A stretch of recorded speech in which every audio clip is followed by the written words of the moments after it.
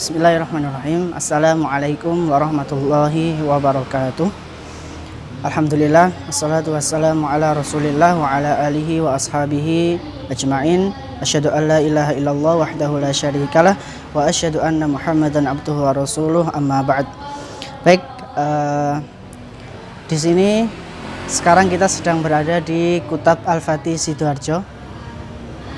Kutab Al-Fatih Sidoarjo adalah salah satu kutab cabang yang ada di Jawa Timur. Di Kutab Al-Fatih Sidoarjo ini, sebagaimana di pusat juga disampaikan, ada dua kurikulum besar yang diajarkan ke anak-anak ketika mereka berada di kelas.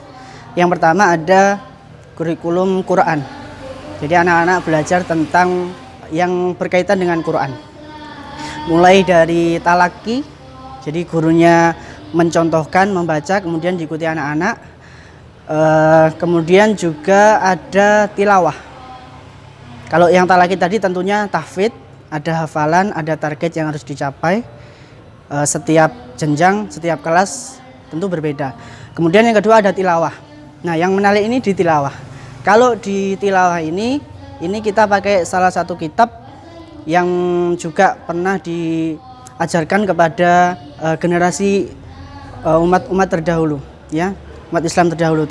Itu namanya adalah kitab Baghdadiyah. Di sini anak-anak diajarkan sambil juga dikenalkan tentang huruf dan harokat-harokat yang berkaitan dengan Al-Quran. Ya, jadi tidak hanya membaca saja, tapi ada mengejahnya.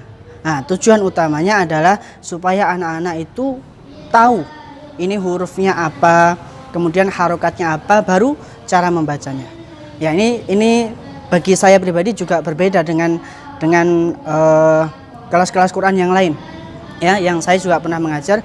Itu di sini Baghdadiyah dikenalkan, atau kalau di sini ada namanya dieja dulu sebelum dibaca.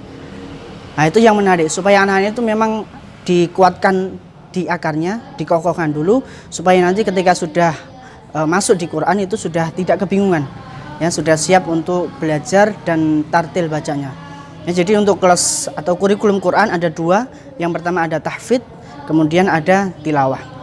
Yang kedua, untuk kurikulum yang kedua adalah ada kurikulum iman. Nah, ini juga menarik. Kurikulum iman ini disampaikan dari juz 30. Dari ayat-ayat yang ada di juz 30. Diambil beberapa ayat, ya. Tentu di sini ada dua hal, tentang alam, kemudian tentang manusia. Ini di kutab yang levelnya masih rendah. Ada kutab alam, kemudian diambil ayat-ayat di juz 30 yang berkaitan dengan alam. Misalkan tentang matahari, ada surah Asy-Syams. Kemudian ada tentang bumi. Ya, itu juga di surah As-Sam juga ada. Kemudian yang kedua ada modul manusia. Modul manusia ini tentunya berkaitan dengan manusia itu sendiri, tentang sifatnya, ya, tentang akhlaknya. Nah, itu diajarkan di modul manusia ini. Ya, jadi ada dua. Jadi diambil ayatnya, kemudian target ilmunya apa yang disampaikan, pelajarannya apa yang bisa diambil dari ayat iman itu. Misalkan dalam surah tadi surah Asy-Syams tentang matahari. Nah, kita kenalkan kepada anak bahwa Allah Subhanahu wa taala yang Maha menciptakan matahari. Nah, seperti itu. Jadi kita ambil ayat dari juz 30, kemudian kita ambil turunannya, pelajaran apa yang bisa diambil, tentunya dengan pemahaman anak-anak yang bisa dipahami. Kita kenalkan dari situ tentang siapa Allah, tentang rububiyah Allah, ya, tentang rububiyah Allah, kemudian uluhiyah Allah, kemudian juga asma wa sifat. Nah, 3 hal ini kita ajarkan di kurikulum iman.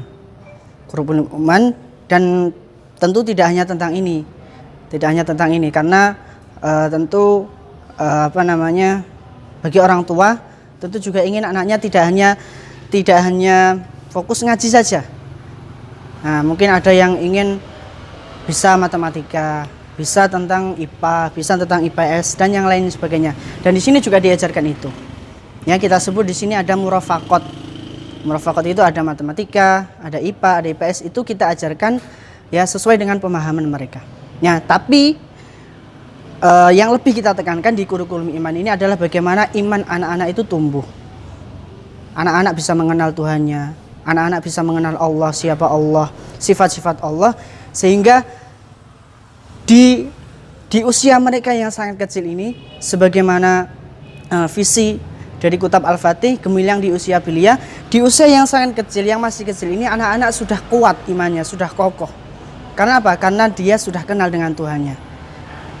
Dan ini juga ada kisah yang tentu bisa menjadi motivasi buat kita semua tentang bagaimana Nabi SAW menasihati, mengajarkan kepada sepupu beliau yang bernama Abdullah bin Abbas radhiyallahu anhuma juga tentang iman. Ya, ketika Nabi SAW membonceng di belakang Abdullah bin Abbas radhiyallahu anhuma tentang iman semuanya. Ihfazillah yahfadka, jagalah Allah niscaya Allah menjagamu. Ihfazillah tajidhu tujahak, jagalah Allah niscaya engkau akan dapati Allah di hadapanmu. Wa idza sa'alta fas'alillah, ketika engkau minta sama Allah, nak. Wa idza sa'alta wa idza sta'anta fasta'in billah, dan jika engkau memohon pertolongan, mohonlah kepada Allah. Semua dikait-kuatkan dengan Allah Subhanahu wa taala. Ya, jadi di kurikulum iman ini memang fokusnya adalah bagaimana iman anak-anak itu tumbuh. Selain iman juga tentunya tentang adab, tentang perilaku. Ya, karena kita juga di sini ada hal yang harus selalu diingat oleh para guru, oleh para orang tua, bahwa adab sebelum ilmu. Jadi adabnya harus betul dulu, harus baik dulu kepada guru ketika di majelis ilmu, kepada ilmu itu sendiri, kepada barangnya, kepada teman-temannya. Itu semua tentang adab, itu diajarkan di kelas iman. Ya, adab sebelum ilmu. Kemudian kalau di kurikulum Quran ada iman sebelum Quran. Nah, tentang kaitannya tentang Allah Subhanahu wa taala. Meskipun belajar Quran, tetap kaitannya adalah tentang iman kepada Allah Subhanahu wa taala. Dan yang terakhir, bahwa di Kitab Al-Fatih Sidoarjo ini kurikulum terbesarnya itu diambil dari kisah Sirah Nabawiyah. Karena guru kita Ustadz Budi Asyari juga menyampaikan bahwa ketika kita pendidikan hari ini mengambil pelajaran dari apa yang pernah dialami, pernah dimiliki oleh generasi hebat terdahulu, yaitu para sahabat, para Nabi Muhammad SAW, bagaimana beliau mendidik para sahabatnya. Ya, itulah yang kita usahakan, bagaimana kita bisa mencontoh, bisa meniru pendidikan Nabi SAW, yang kita berharap kepada Allah dengan segala kekurangan kita, dengan segala kelemahan kita, keterbatasan yang kita miliki di Kitab Al-Fatih ini. Semoga Allah mengampuni kita dan menyempurnakan usaha kita hari ini di generasi-generasi kita selanjutnya.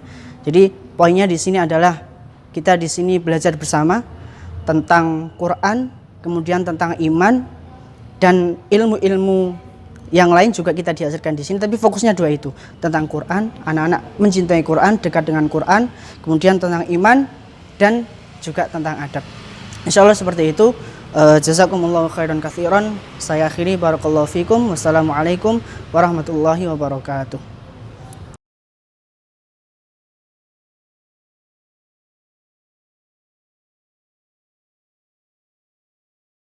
Assalamualaikum warahmatullahi wabarakatuh. Bismillah walhamdulillah wala hawla wala quwata illa billah. Asyhadu an la ilaha illallah wa asyhadu anna Muhammadan abduhu wa rasuluh. La nabiyya wa la rasula ba'dah. Amma ba'd. Perkenalkan, nama saya Edi Haryanto. Kami di sini sebagai pengajar Kitab Al-Fatih Qanun 1 Ikhwan.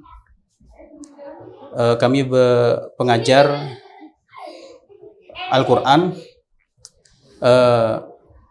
dikonuni satu ikhwan Kutab Al-Fatih Sidoarjo ini.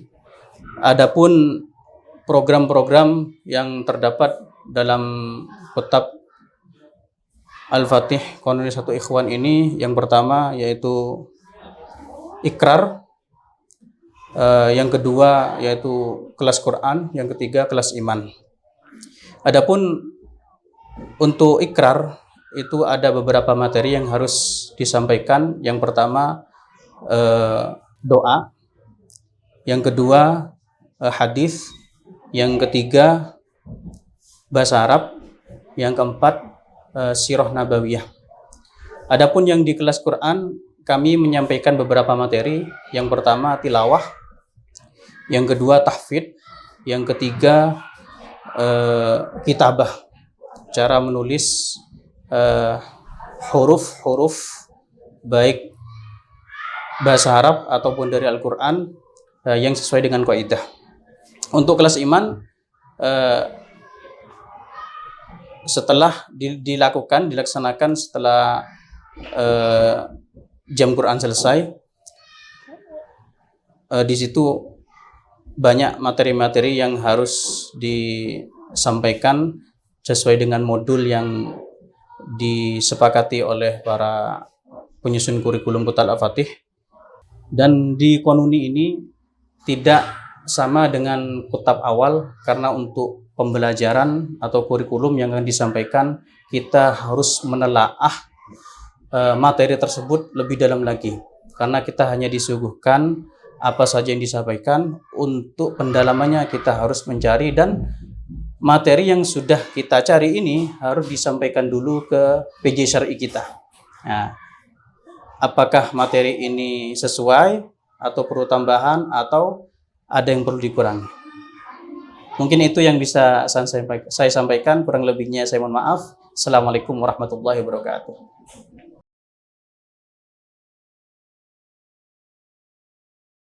Bismillahirrahmanirrahim. Assalamualaikum warahmatullahi wabarakatuh.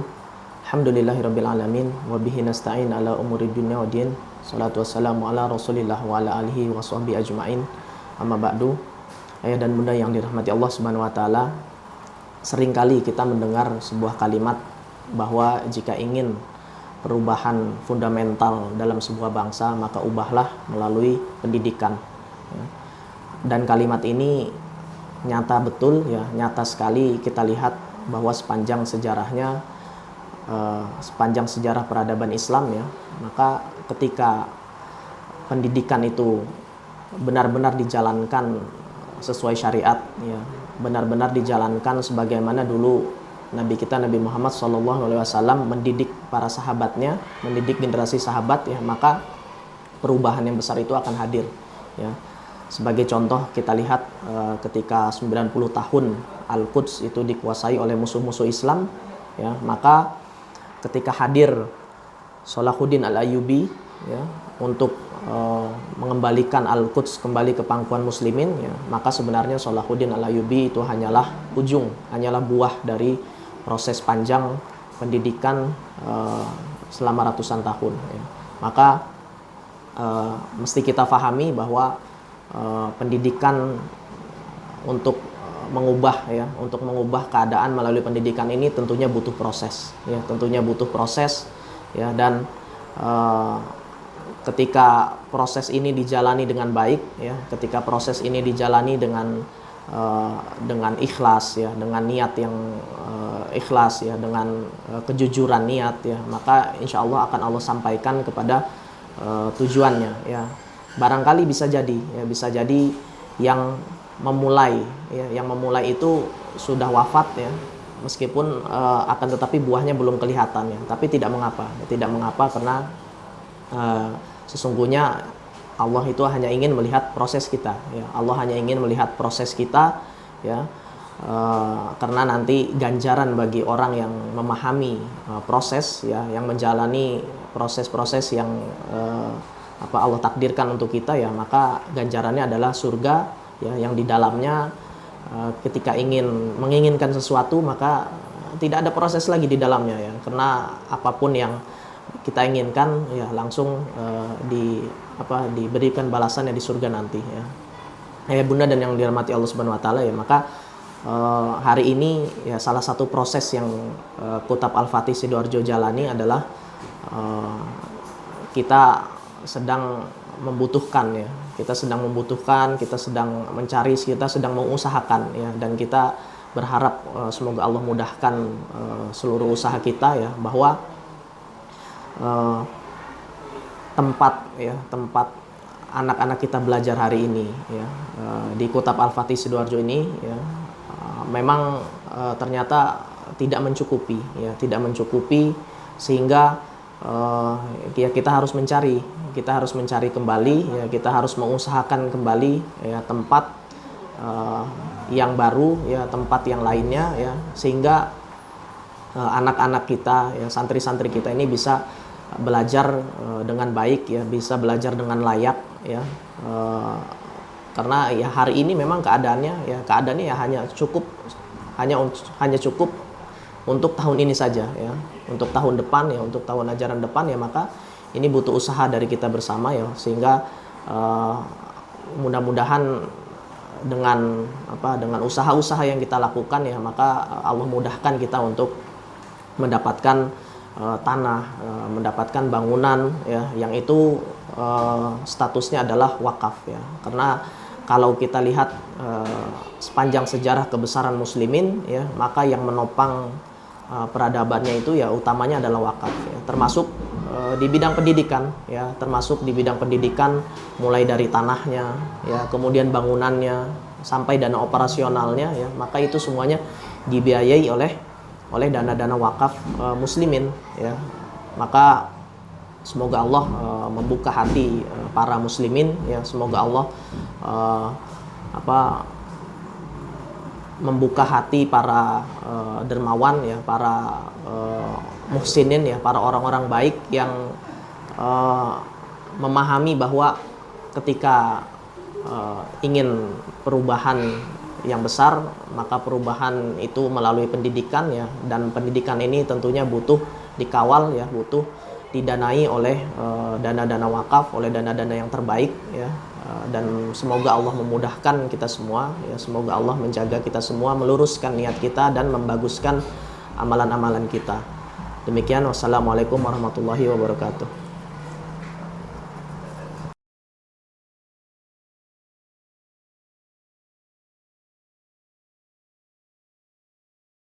Assalamualaikum warahmatullahi wabarakatuh. Alhamdulillah wassalatu wassalamu ala Rasulillah wa ba'd. Kaum muslimin yang dimuliakan Allah Ta'ala dimanapun berada.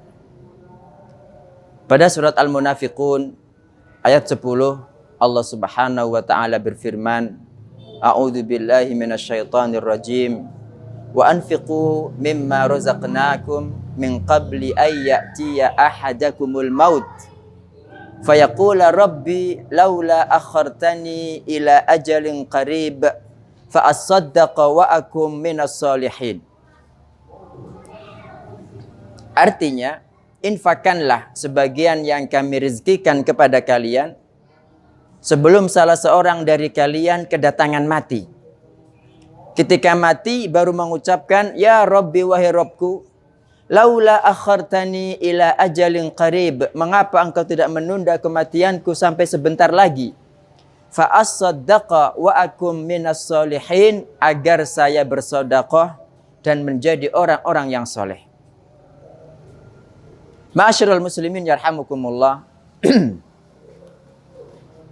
Pada ayat ini Allah Subhanahu wa Ta'ala hendak menegaskan kepada kita tentang pentingnya sedekah. Dan sedekah di sini pahalanya jauh lebih besar dibandingkan salat, dibandingkan tilawatul Quran, dibandingkan puasa, haji maupun umrah, meskipun semuanya baik. Karena itu yang diucapkan oleh orang yang mati ini, ya Allah, mengapa engkau tidak menunda kematianku sampai sebentar lagi agar saya bisa bersedekah? Nah, inilah yang menjadikan kita semua bertanya-tanya kenapa orang mati minta balik agar bersedekah. Rupanya sedekah ini ma'asyiral muslimin, adalah ibadah yang pahalanya terus mengalir meski seseorang sudah meninggal dunia. Berbeda dengan sholat, berbeda dengan tilawatul Quran. Orang hanya bisa mengerjakan sholat ketika dia hidup. Tetapi kalau sedekah, ketika dia bersedekah saat masih hidup, maka pahalanya akan terus mengalir meskipun dia sudah meninggal dunia.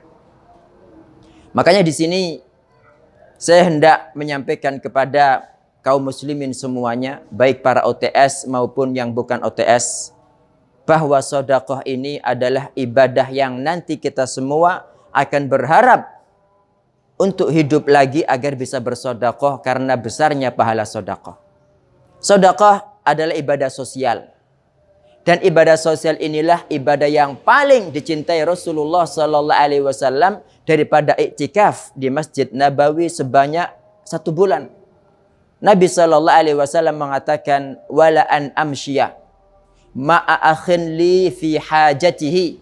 Demi Allah, kalau saya berjalan bersama saudaraku untuk memenuhi hajatnya, kata beliau, ahabbu ilayya min an a'takifa fi hadzal masjid syahra.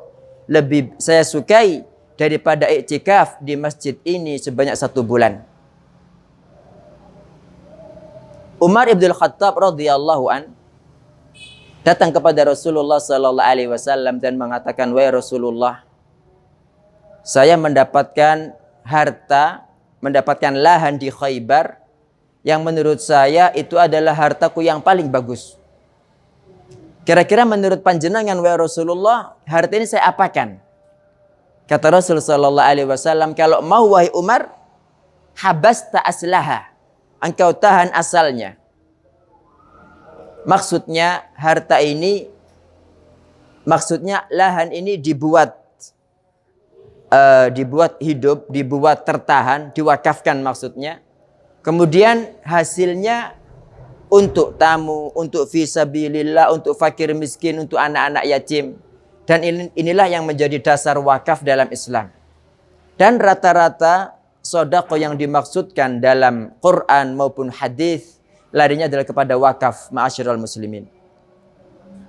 Karena itu Kutab pada saat ini membutuhkan lahan yang sangat besar, kurang lebih jumlahnya 3M.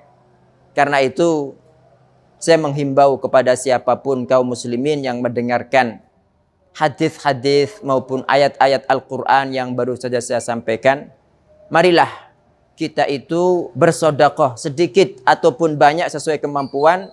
Mudah-mudahan dengan itu semua Allah Subhanahu wa taala akan menjadikan kita semua setelah mati berada dalam kehidupan yang nyaman, berada dalam kehidupan yang membahagiakan karena sedekah kita. Mungkin di antara kita ada yang mengatakan, saya punya sedikit harta, tidak bisa membantu banyak, tidak menjadi masalah. Rasul sallallahu alaihi wasallam mengatakan, sabaqa dirhamun mi'ata alfi dirham. 1 dirham mengalahkan 100.000 dirham. Wa kaifa ya Rasulullah? Bagaimana bisa begitu ya Rasulullah? Beliau mengatakan ada orang dia memiliki 2 dirham saja. Kemudian dia menginfakkan 1 dirham. Sementara orang yang lain memiliki harta yang sangat banyak, dia mengambil dari harta yang sangat banyak itu 100.000 dirham. Kata Nabi sallallahu alaihi wasallam, 1 dirham mengalahkan 100.000 dirham. Marilah kita berwakaf. Mudah-mudahan dengan itu Allah Subhanahu wa taala menjadikan saya dan antum semua ma'asyiral muslimin sebagai orang-orang yang bahagia dan tidak pernah minta mati setelah dimatikan Allah Subhanahu wa taala. Terima kasih. Jazakumullahu khairan. Wallahu taala a'lam. Wa sallallahu ala nabiyyina Muhammad. Wassalamu alaikum warahmatullahi wabarakatuh.